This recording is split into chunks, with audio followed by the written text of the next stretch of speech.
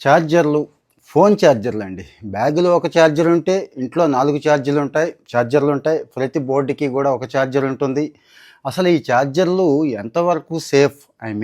ఎంతవరకు బోర్డులో పెట్టుంచాలి? ఎందుకు తీసేయాలి? అసలు కరెంటు కాలుదా అనే దాని మీద చాలామందికి చాలా డౌట్స్ ఉన్నాయండి.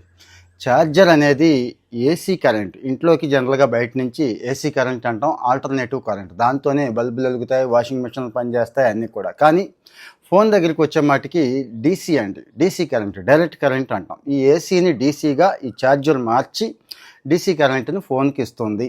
అంతవరకు అందరికీ క్లారిటీ ఉంది కదండి. సో ఇక్కడ మనం ఫోన్ ఛార్జింగ్ అయిపోయిన తర్వాత కూడా ఛార్జర్ అక్కడే పెట్టేసి ఉంచేస్తాం. చాలా చోట్ల స్విచ్ ఆన్ చేసేసి ఉంచేస్తాం. ఫోన్ ఛార్జింగ్ పెట్టలేదు కదా, కరెంట్ ఏమీ కాలదలే అనుకుంటాం.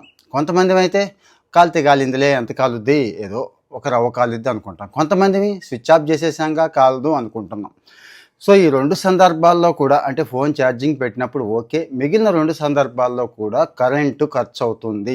ఈ ఛార్జర్ తీసుకుంటుంది. అంటే స్విచ్ చేసుంటే ఒక రేంజ్లో తీసుకుంటే, స్విచ్ ఆఫ్ చేసినా కూడా ఇంకో రేంజ్లో తీసుకుంటుందని, ఇంకో రేంజ్లో కరెంటు తీసుకుంటుందని. ఎంతైనా కానివ్వండి, 5% అయినా కానీ మన బద్ధకం వాల్యూ ఆ ఒక్క రోజుకి 5% తీసుకుంటే నెలకి, సంవత్సరానికి, 4 ఏళ్లకి మీ కరెంటు బిల్లు ఎంతో తెలుస్తా?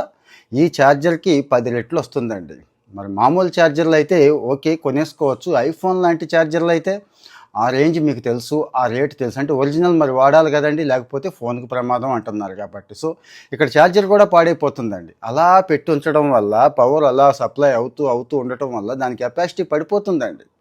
సో ఇక్కడ ఎక్స్పర్ట్స్ చెప్పొచ్చేది ఏంటంటే, ఛార్జర్ని అలాగే సాకెట్కి పెట్టేసి ఉంచొద్దు, తీసేయండి. కావాలంటే ఎన్నిసార్లు కావాలంటే అన్నిసార్లు పెట్టుకోండి, ఆ బద్దకించొద్దు అని చెప్తున్నారండి. మహా అయితే సాకెట్ ఎంత ఉంటుంది? 100-150 రూపాయలు ఉంటుంది, అంతే కదా.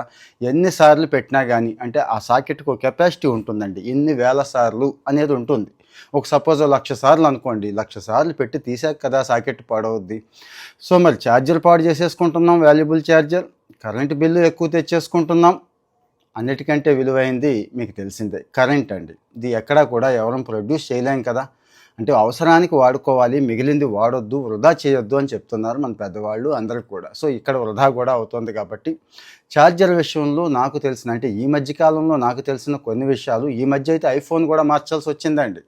సంవత్సరం కూడా గడవలేదు, అప్పుడే అయిపోయింది. ఛార్జింగ్ విషయంలో నేను చాలా పెద్ద పొరపాటు చేసి దాన్ని ఎక్స్చేంజ్ చేయాల్సి వచ్చింది. ఎక్స్చేంజ్కి అడిషనల్గా 30-40 వేలు చేతి వదిలిపోయినాయి. అది కూడా మళ్ళీ నెక్స్ట్ రీల్లో చెప్తానండి. ఇంట్రెస్ట్ ఉన్నవాళ్ళు కామెంట్లో చెప్పండి, ఫాలో అవుతూ ఉండండి, మన వాళ్ళకు కూడా షేర్ చేయండి. Thank you.